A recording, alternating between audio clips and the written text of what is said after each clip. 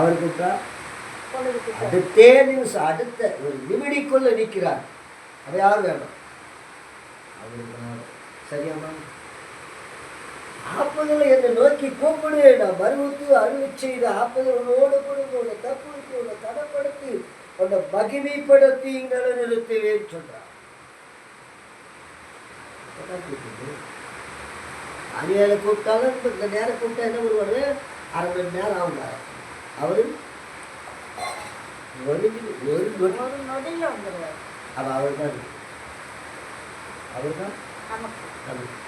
ரெண்டே வசனம். திருட இருக்கிறா, திருடவும் கொல்லவும் அழிக்கும் வேற ஒன்று இருக்கிறார். நான் அவனுக்கு ஜீவனம் உண்டா இருக்கும், அவனை பரிபூர்ணப்படுத்தும் வந்தேன். ஆனால் இதற்கு என்ன காரணம்? ஜெபம். எப்பொழுதும் இயேசு கூப்பிட்டுக்கிட்டே இருக்குது. ஆமென். எப்பொழுதும் இயேசு கூப்பிட்டுக்கிட்டே இருக்குது. டெய்லி கூப்பிட்டு யார் தெரியுமா?